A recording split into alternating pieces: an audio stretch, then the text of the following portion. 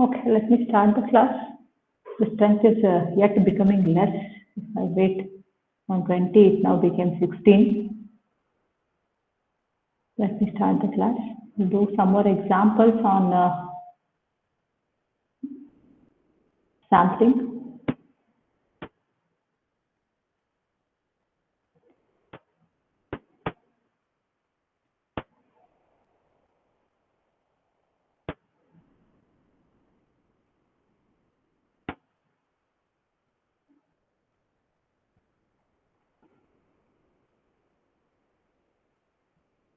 Take this example.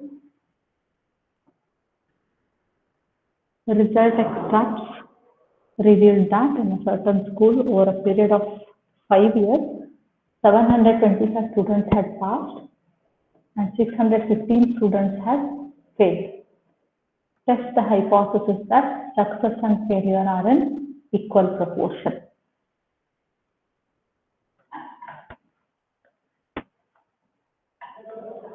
So you need to check whether the success and failure are in equal proportion. So that becomes our hypothesis here. Whatever is asked in the question, so we take the positive side of it and take it as null hypothesis. Actually, I can denote it by H naught also. So what is H naught? We assume success and failure are in equal proportion. This is our hypothesis. Okay. Now, what we have the data is 725 students have passed and 615 students have failed. So that tells the total number of students. Total number of students, how much it is?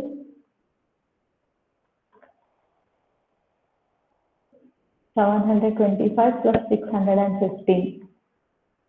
How much is it? 40. Is it 1340?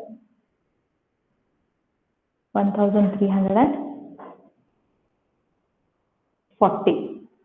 So that is the total number of students that we have. Now in this, 725 have passed.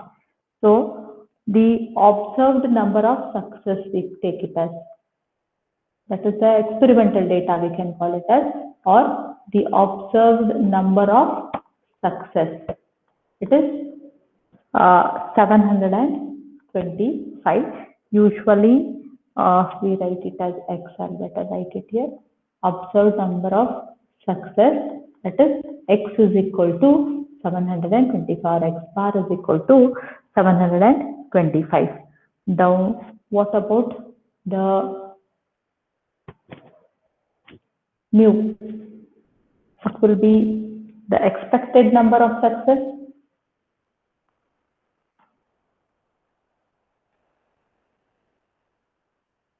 What is the expected number of success is equal?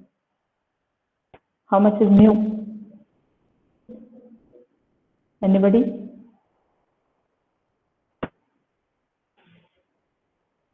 What we have assumed, success and failure are in equal proportion. Thinking that it is in equal proportion, then how many students have passed? The success and failure are in 6, 7, 70. How much is 70? Okay. So how we get it as 1340 total number of students. Because they are in equal proportion, means we will divide it by 2. Okay. So the probability, that is not probability actually, out of 1340, we are that success and failure are in equal proportion. So that means half of them have failed and half of them have passed. So we'll take half the number of the total students, that will give us 670. Now we will go for the, this is our n actually, this is n. Okay, so what is P? How much is P? 1/2. 1/2. Success, okay, probability of passing of a student, it is probability of success. It is nothing but probability of success is here in passing only, passing of a student. Okay, so that is 1 by 2 because we are taking success and failure are in equal proportion. Now we'll go for the formula that is equal to x bar minus mu actually, or you can write NP divided by under root NP Q. X bar minus mu, I'll write instead of NP. X bar minus mu was here 670. So 725 minus 670 divided by under root NPQ. See how much you get. N is 1340. P and Q both are 1 by 2. See how much you get.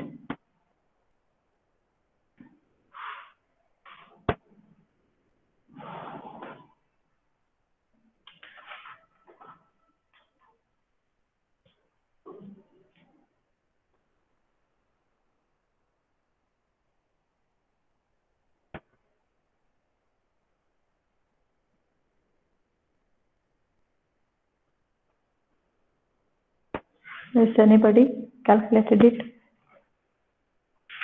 Should I tell it?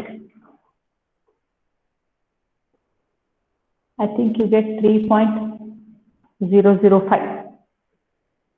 Get 3.005, which is greater than your value 2.58. And obviously it is greater than 1.96 also. So if it is greater than 2.58, it is greater than 2.96 also here. So if the value that we have got, that is greater than the table value, that is 2.58. So this implies hypothesis is rejected.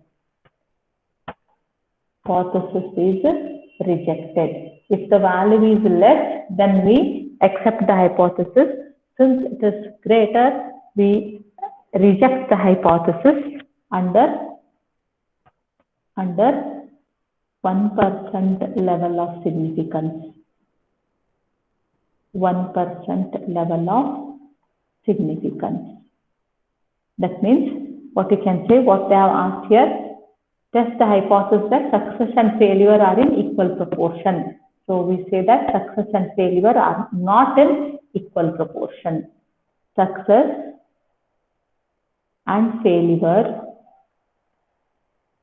are not in equal proportion. Because we are rejecting the hypothesis, that means they are not in equal proportion.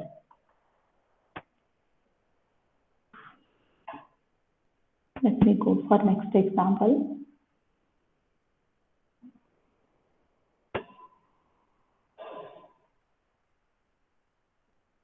Take this example. It has been found from experience that the mean breaking strength of a particular brand of thread is 275.6 grams with standard deviation 39.7 grams. Recently, a sample of 36 pieces of thread showed a mean breaking strength of 253.2 grams. Can one conclude at a significance level of both they have 0.05 and 0.01 that the thread has been inferior?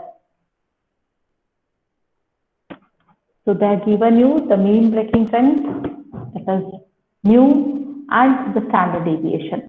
And the number n is also there. Again, they have given you the mean breaking strength, the sample layer. So what is our assumption first? What will be our H naught or the hypothesis? What will you assume the hypothesis as here?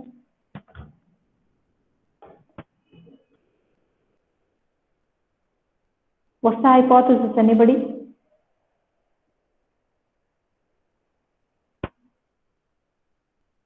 Quick, tell me what is your hypothesis?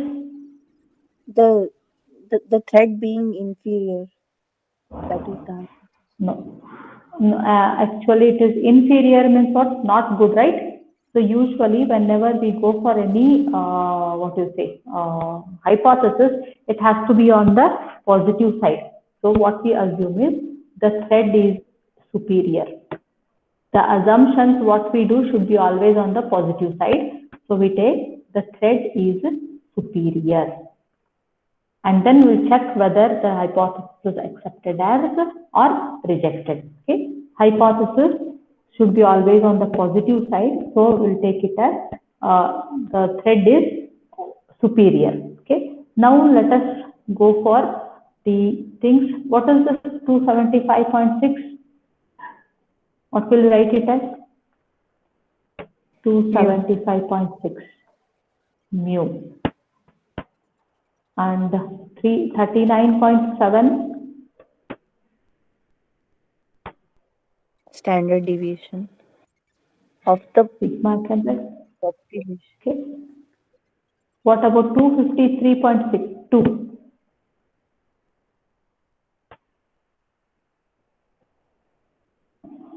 What does this It is denote? the 256 mu bar. That is the mean x of bar. the sample. Yes, X bar. good. So x bar, it is mean of, read the question correctly. Recently, a sample of 36 pieces. That means here I didn't write n is 36, right? 36 pieces of thread shown a mean strength of. So from the sample of 36, the mean is said to be or seen to be 253.2. So only if you take the sample, the mean is 253.2. That means sample mean is x bar, is denoted by x bar, that is 253.2. And whatever is given earlier, that is the population mean and the population standard deviation. So we'll denote them by mu and sigma. And n, that is the sample size, it is 36 here. So here we know sigma, n, mu and x bar. Will calculate z is equal to x bar minus mu divided by sigma by root n. Because we know sigma here, we go for this formula. The other formula is in terms of P and Q, where we know the probability. Here we don't know the probability, but directly we know the mean and standard deviation. So we apply this formula, x bar minus mu divided by sigma by root n. Just substitute the values, x bar 253.2, mu 275.6 divided by sigma 39.7 divided by root of 36, that is 6, you can write or directly. See what the value is.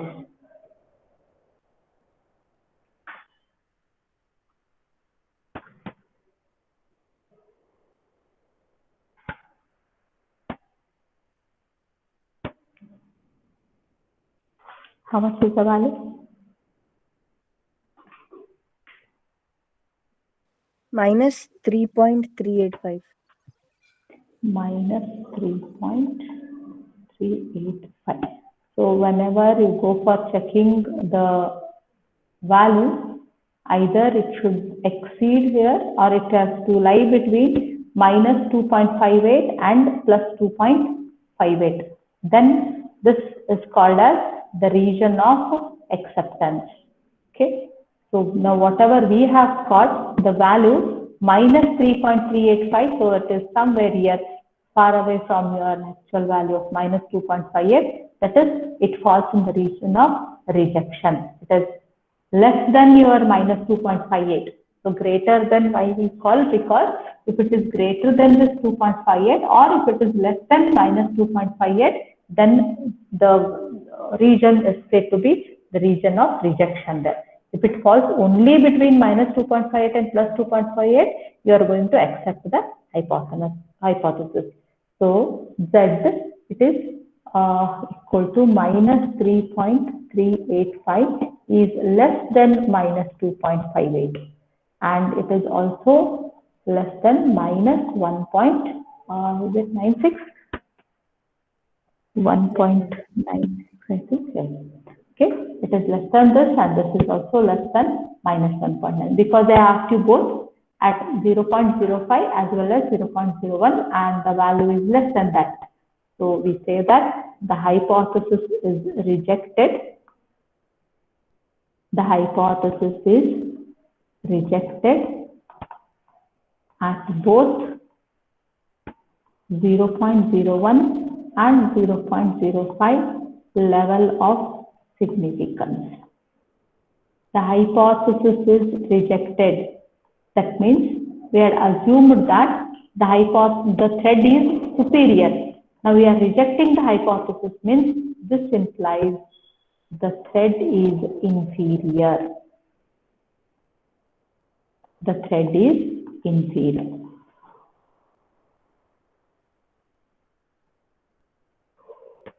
Under again both 0.01 and 0.05 level of significance. Since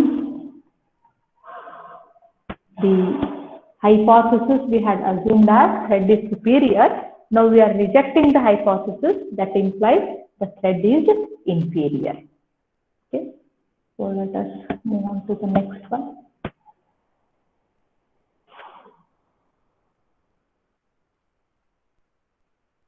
Take this example.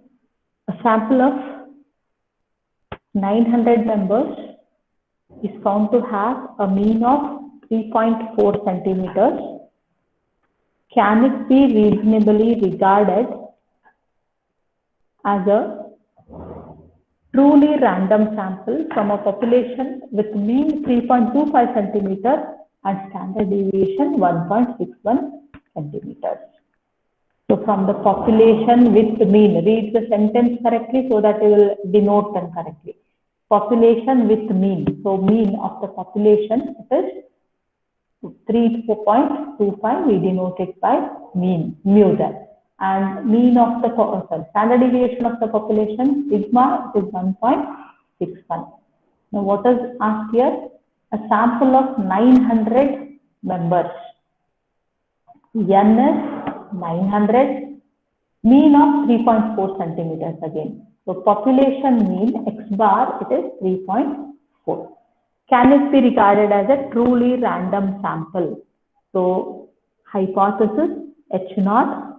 So we'll regard it as a truly random sample, and we will check whether the hypothesis will be accepted or whether you're going to reject the hypothesis. So can it be regarded as that? Can it be reasonably regarded as a truly random sample? Okay, so the sample can be, the sample is regarded as a truly random sample. A truly random sample. That is what we assume on the positive side. So we regard it as a random sample. Now we'll go for checking the probability, that is the Z value. So what we have, Z is equal to X bar minus mu divided by sigma by root X. Check out the value. 3.4 minus 3.25, sigma 1.61 divided by 900. See how much you get.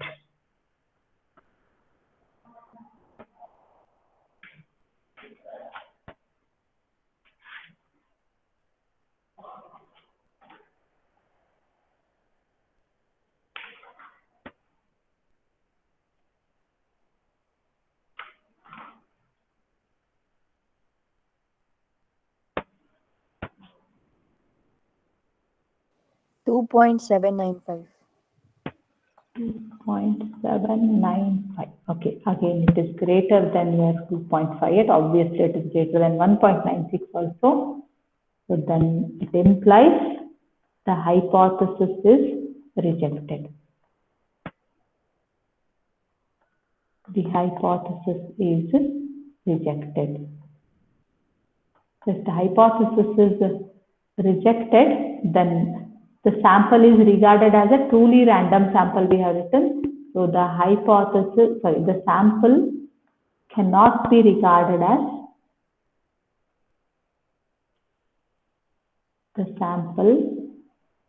cannot be regarded as a truly random sample. The hypothesis, when we reject, we write the other side of your, that is the contradictory statement of whatever we had assumed.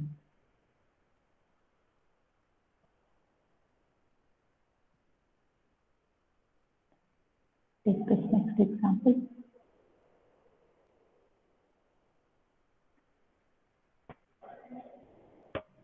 A sample of 100 days is taken from meteorological records of a certain district, and 120 of them are found to be foggy. What are the probable limits of the percentage of foggy days in the district? Can you tell what is to be calculated?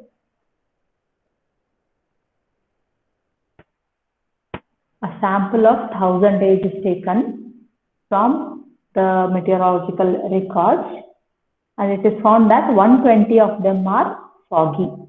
What are the probable limits of the percentage of foggy days? What you need to calculate here? Mu. No. Probable limits of mu. Probable limits of mu. Okay. So we want to find the probable limits of mu. Now what is given for that? What is the formula for your probable limits of mu? X bar plus or minus confidence level into sigma by under root n. Root n. Yes. So X bar probable limits of mean are given by, or it's equal to X bar plus or minus this ZC, we'll write it as usually confidence level, into sigma by root n. Okay. What you can write here? What are the values? What is given to us? N is 100. N is 100. No, tell me, you told sigma by root n. Do you know the standard deviation here? No. No. I think, I don't know whether I gave you the other formula or not. ZC into, no, wait, probable limits of what they have asked you? Have they asked you the mean?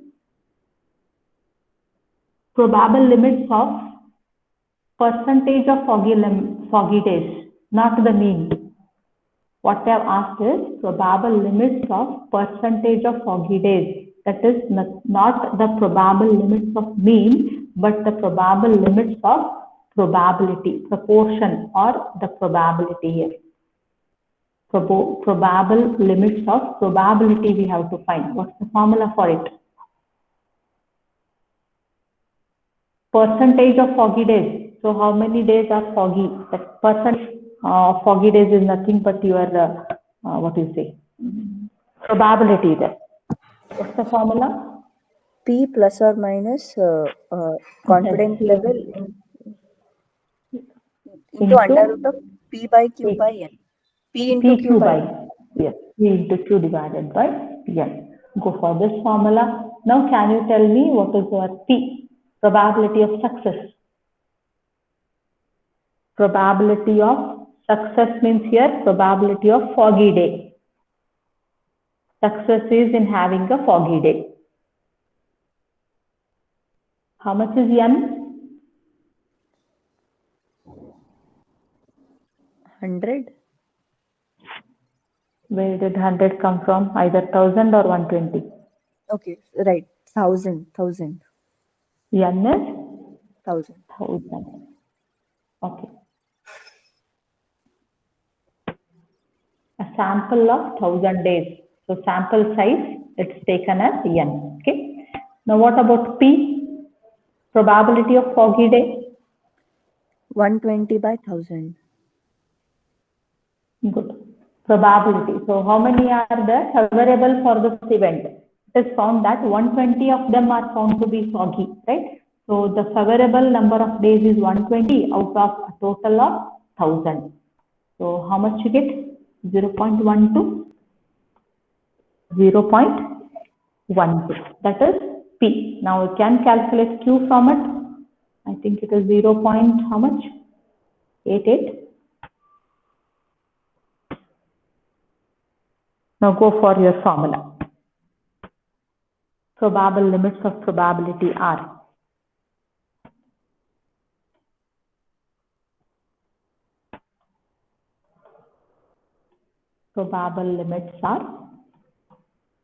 P plus or minus, let us take 2.58. Both you have to take if not mentioned, better it is. If mentioned, you will take one, otherwise you take both. Under root P into Q divided by N. See how much you get? The value. P, I didn't write the value, I'll write it. It is 0.12. Plus or minus 2.58. Under root, again, P into Q divided by N.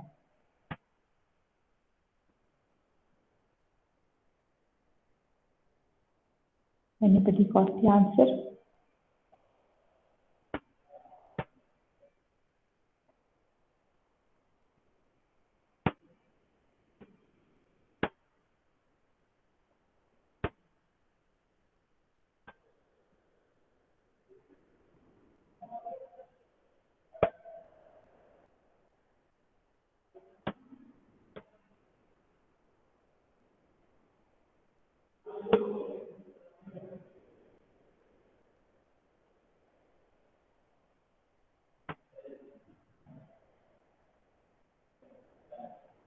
What's the answer?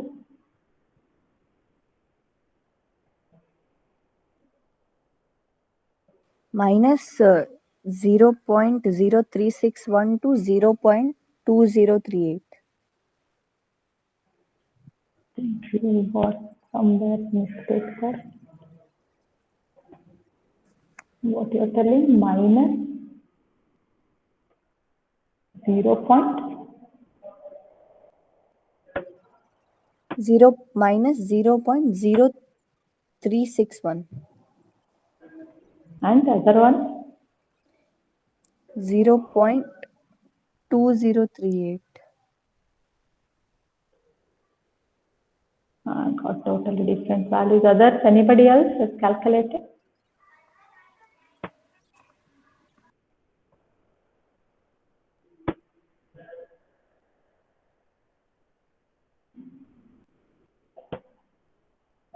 Anybody else has calculated?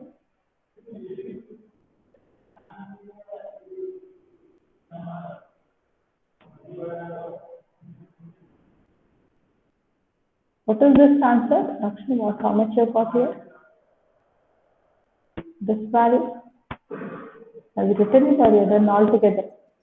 The under root into 2.58 value is 0.08384. I have done it again and I've got the same thing. I'll Written 0.0103. This value.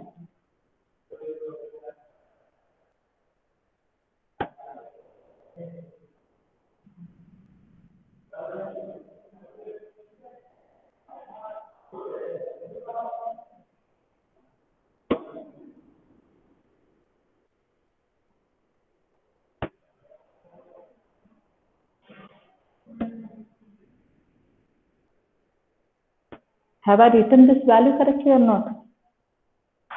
1 minus 0.1. Is it right? Yes, ma'am. 0.01. no, ma'am. We got same answer. Q value I written correctly, no? Is this value correct or not? I'm asking. Madam, once you multiply it by 2.58, it will be 0.08384. After multiplying by this value. Yes. Check out what I have written. I will just write what I have written. The values are 0.1466 and 0.0934 I have written. Anybody got these answers? Yes, ma'am. Yes, ma'am. I also got same answer, ma'am. You have got this answer. Yes, ma'am. How much is this value product? How much you have got, Shravana? 0.0265, ma'am. 0265. Check out, Lakshmi, see where we have done mistake. This product. Yes, ma'am. Okay, I think these are your answers. 0.1466 and 0.934. So you can write thus under 1% level of significance, under 1% level of significance, the probable limits of foggy days. The probable limits of foggy days. What will you write it as?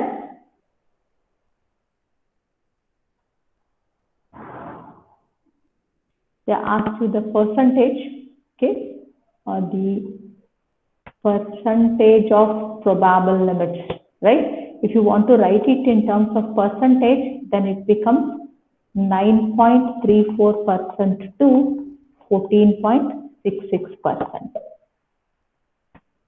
If you want to put it in terms of percentage, then write it as 9.34. We'll convert it into percentage here. Divide and multiply by 100, we'll get 9.34%, and here it is 14.66%. Now this is under 1% level of significance. If you want it under 5% level, again you can go for changing the value of that ZC. Probable limits of probability under 5% level of significance. Level of significance. It is, again we'll have the same formula, whatever you have written here, only we will change the value of ZC. Instead of 2.58, you will be taking 1.96. P plus or minus 1.96 under root PQ by N. Can check out the values, see what you get there if you do this.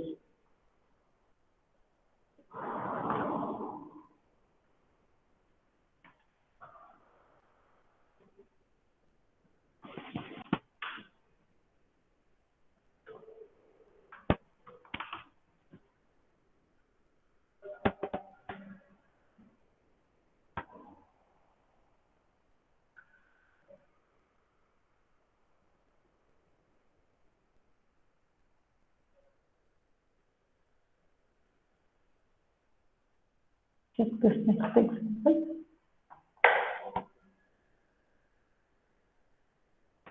A random sample of 500 apples was taken from a large consignment and 65 were found to be bad.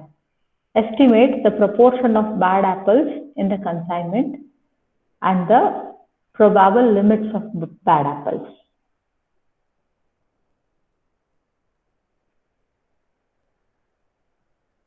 Sample size N is 500. Okay. Estimate the proportion of bad apples. The proportion of bad apples is nothing but probability of bad apples. Proportion of bad apples is nothing but probability of bad apples.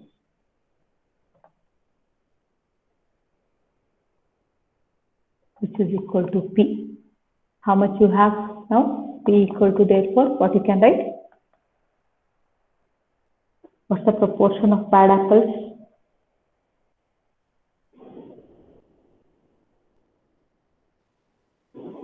$65 by 500. Yes. Favorable are 65. Total divided by total number of apples, it is 500. See how much you get there? 0.13. 0.13. Okay, so that is your P. Now again, the probable limits of probability. This is proportion of bad apples. That is the first answer. Estimate the proportion of bad apples. So this is nothing but the proportion of bad apples. Now we'll go for the probable limits of bad apples. That means probable limits of probability. Probable limits of probability. How much you have? Which one will take P plus or minus again? We'll write 2.53 into under root PQ by M. P is 0.13. So this implies Q is how much? 0.87. Substitute the values. P 0.13 plus or minus 2.53 into under root 0.13 into Q, that is 0.87 divided by 500. Now we'll get two values. Those are our probable limits of the bad apple.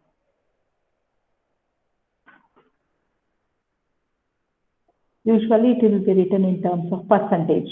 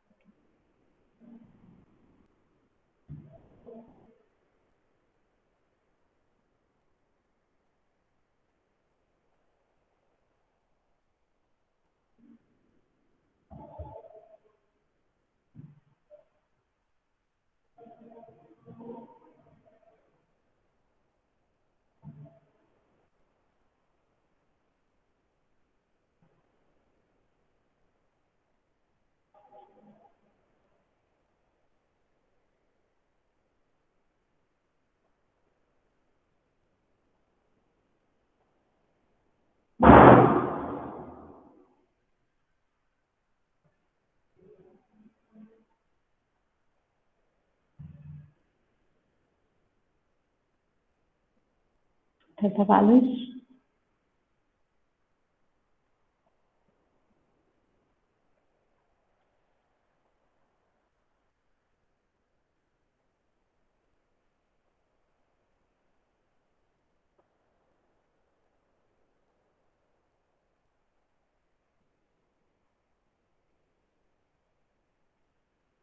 Zero point 0.09195 to 0.16805. 16805. 805. We can write the probable limits of probability are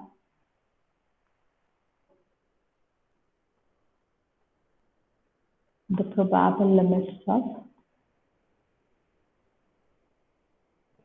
probability of bad apples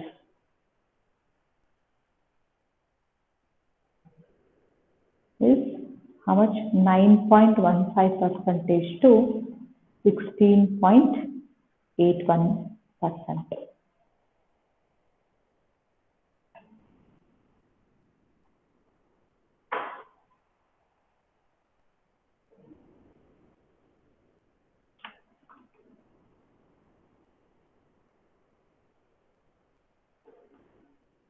This example.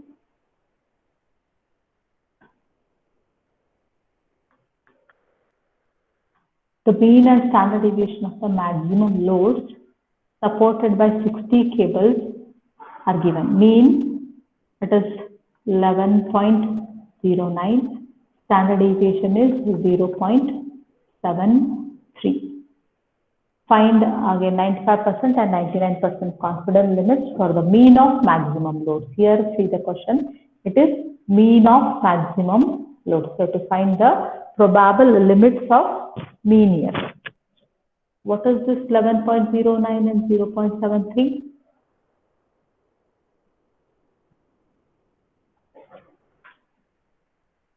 Mean and standard deviation of sample. Yes, what will you write? Let's write it as x bar here, how much it is? 11.09 sigma x, that is 0.73, and n is here 60. N is 60. Now go for the formula. The probable limits of mean. Limits of mean, they are given by x bar plus or minus zc into sigma by root n. So check out the values. 11.09 plus zc. They asked for both, so you can take this as first question. Under 95%, what will you write the value of zc?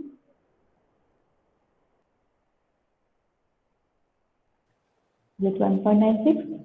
1.96. Sigma 0.73 divided by root of 60. Sigma by root n. So check out here, it is plus or minus. So you'll get two values. Those are the probable limits of mean.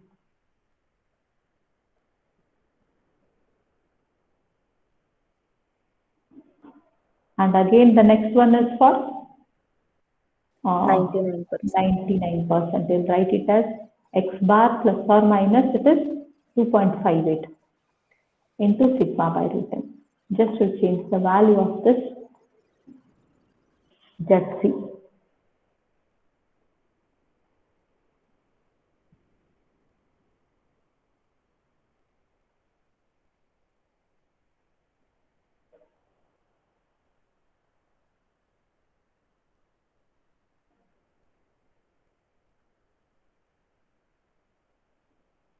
See what all values you get. Strength is so less, only 8 students are there.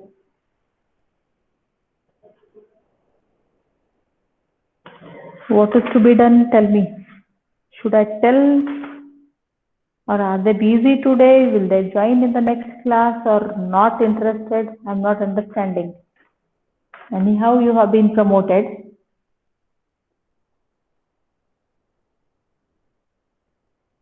Tell me what should be done. I think we have another two topics, that is T distribution and chi-square distribution. At least I need 1 day for T distribution and 1 day for chi-square distribution.